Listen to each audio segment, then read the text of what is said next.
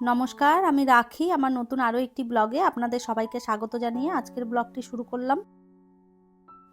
কেমন আছেন আপনারা সবাই? আশা করছি ভালো আছেন, আর আমরাও বেশ ভালো রয়েছি। এখন বাজে বেলা 3টে। আপনাদেরকে সাথে নিয়েই ব্লগটা শুরু করলাম। রান্নাবান্না সমস্ত কমপ্লিট করে খাওয়া দাওয়া করে এরপরে ভেবেছি একটুখানি ঘরটাকে আজকে ডিপ ক্লিন করব। অনেক দিন ধরেই ভাবছিলাম ঘরটাকে পরিষ্কার করব, তো হয়ে উঠছিল না। আজকে ভেবেছি সমস্তটা সরিয়ে একবারে একটু সুন্দরভাবে গুছিয়ে নেব। আর বিবেকও রয়েছে আমার সাথে, হেল্প করছে। আসলে এই ম্যাট্রেসগুলো এতটা ভারী, আমার একার দ্বারায় এগুলো সরানো ভীষণ কষ্টকর। তো সেই জন্য বাবুকে বললাম একটু হেল্প করতে, ও আমার সাথে সাথে টেনে টুনে একটু মোটামুটি উঠিয়ে দিয়েছে। ওই দিকের যে ম্যাট্রেসটা ছিল সেটা এই রুমে দিয়ে দিলাম, আর এই ঘরের ম্যাট্রেসটা দিয়েছি ওই রুমেতে। আসলে এই ঘরে যে ম্যাট্রেসটা ছিল সেটা ছিল একটুখানি হার্ড, আর ওই দিকের ম্যাট্রেসটা প্রচণ্ড আর কি নরম, একদম বসলেই ঢুকে পড়ে। তো ওইখানে বিবেক পড়তে বসলে ওর খুব অসুবিধে হতো।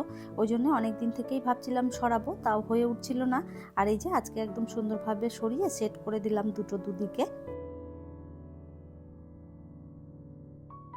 বিছানায় সুন্দর একটা চাদর পেতে দিলাম, আর বিবেকের পড়ার টেবিলটাও একদম এলোমেলো হয়ে রয়েছে, ওইগুলোও একটুখানি গুছিয়ে দেবো।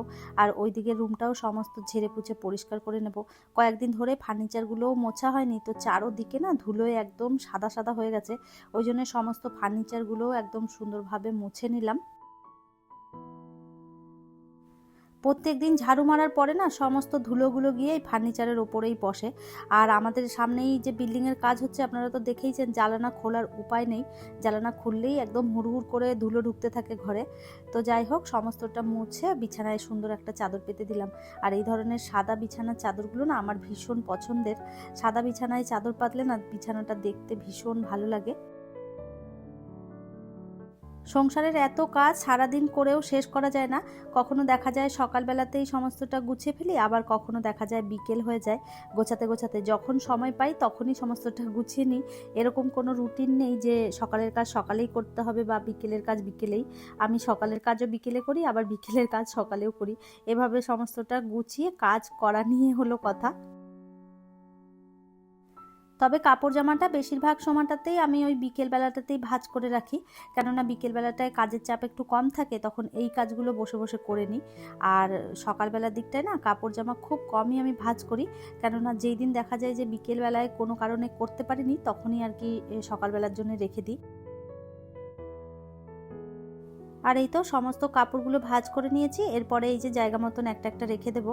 আর এরপরে ভেবেছি ঘরটাও একটু ঝাড়ু মেরে নেব। সব ঘরগুলো ঝাড়ু মারার দরকার হবে না, খালি এই রুম দুটো একটুখানি ভালো করে ঝাড়ু মেরে পরিষ্কার করে নেব। একটু পরেই কাজের দিদি চলে আসবে, তো ওই জন্য ভাবলাম রুম দুটো পরিষ্কার করে দিই, দিদি এসে ডাইনিংটা পরিষ্কার করে নেবে। ঘরে বাইরে উইথ সুদীপা আমাকে কমেন্ট করেছে, খুব সুন্দর ভিডিও বন্ধু, প্রতিদিনের মতো চলে এলাম তোমার ভিডিও দেখতে। থ্যাংক ইউ সো মাচ, এভাবেই পাশে থেকো। জ্যামি বোন আমাকে কমেন্ট করেছে, খুব ভালো হয়েছে ভিডিও দি। থ্যাংক ইউ সো মাচ, এভাবেই পাশে থেকো। জয় ইন লাভ আইডি থেকে আমাকে দিদিভাই কমেন্ট করেছে, মিষ্টি বন্ধু, আর অনেকগুলো সাথে হার্ট দিয়েছে। থ্যাংক ইউ সো মাচ দিদিভাই, এভাবেই পাশে থাকবেন। শান্তির ঘর সংসার থেকে আমাকে কমেন্ট করেছে, ব্লগটা খুব সুন্দর লাগলো দিদিভাই। থ্যাংক ইউ সো মাচ বোন, এভাবেই পাশে থেকো। লিপি রয় বোন আমাকে কমেন্ট করেছে, রাধা মাধবের পুজো হোলি খেলা খুব ভালো লাগলো video. Thank you so much, এভাবেই পাশে থেকো। সুইটি আমাকে কমেন্ট করেছে, খুব ভালো লাগলো। থ্যাংক ইউ সো মাচ, এভাবেই পাশে থেকো। বৃষ্টি বোন আমাকে কমেন্ট করেছে, অনেক বেশি ভালো লাগলো দিদিভাই। থ্যাংক ইউ সো মাচ, এভাবেই পাশে থেকো।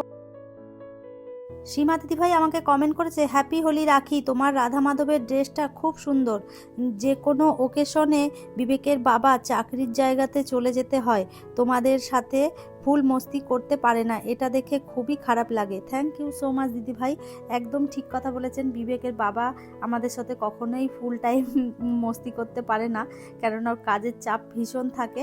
তো যাই হোক, বিবেকের বাবা চলে গেলে আমাদেরও মনটা ভীষণ খারাপ হয়। আপনারা আরও অনেকেই কমেন্ট করেছেন, আপনাদের প্রত্যেককে জানাই অসংখ্য অসংখ্য ধন্যবাদ। আপনাদের কমেন্টগুলো পড়তে পড়তে অনেকটা কাজ আমি এগিয়ে ফেলেছি। আর এই যে বিবেককে পড়তে বসিয়ে দিয়েছি, ওর সামনেই রয়েছে ম্যাথ এক্সাম, তো ওই জন্য ভাবলাম যে ম্যাথগুলোই একবার করিয়ে দিই। তো এই বসে বসে ও করছে, ততক্ষণে আমি গিয়ে আরও টুকটাক কাজগুলো করে আসি। ওকে যেগুলো লিখতে দিয়েছি ও বসে বসে এগুলো লিখতে থাকুক। বাবার ঘড়িটা বিবেক পড়েছে, আর ওইটাই আমাকে দেখাচ্ছিল যে বাবার ঘড়িটা এখন আমার হয়ে যায়, তো এখন থেকে এই ঘড়িটা আমিই নিয়ে নেব বাবাকে বলে। আর এইদিকে আমি ড্রেসটা চেঞ্জ করে সন্ধ্যেটা দেখিয়ে দিলাম। সন্ধে হয়ে গেছে, এখন বাজে প্রায় ওই 6:30 মতন, তো ওই জন্য ভাবলাম সন্ধ্যেটাই আগে দেখিয়ে দিই, তারপরে বাকি যে আরও অনেক কাজ রয়েছে টুকটাক সেইগুলো গুছিয়ে নেব।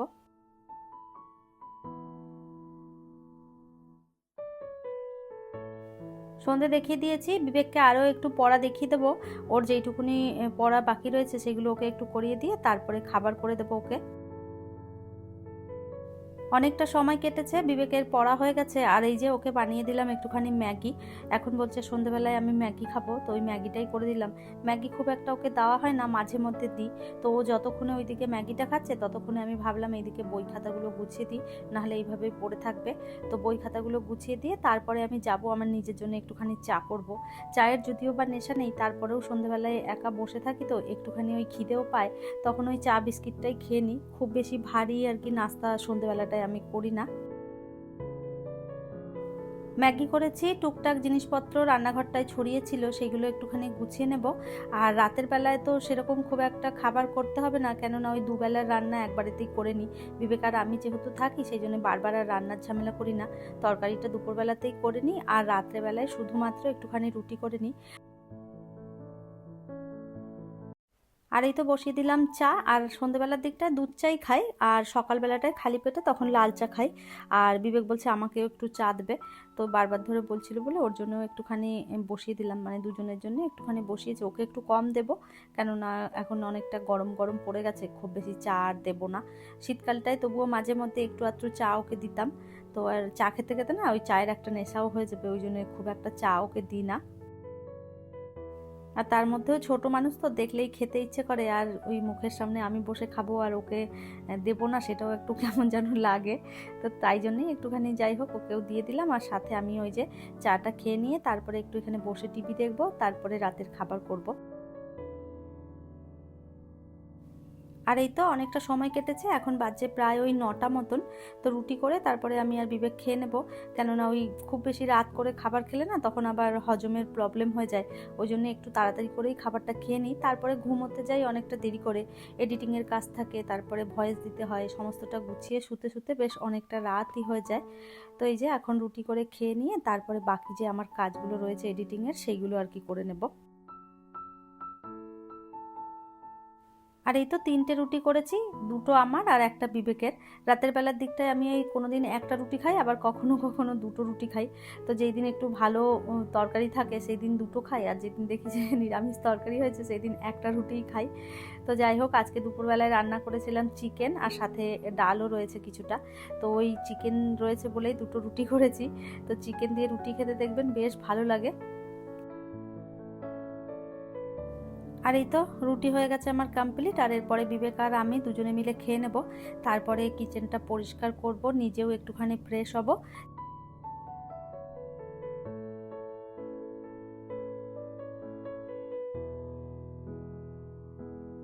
খাবার খেয়ে রান্নাঘর টর সমস্ত গুছিয়ে নিয়ে আর এরপরে নিজেও ফ্রেশ হয়ে ড্রেসটা চেঞ্জ করে নিলাম।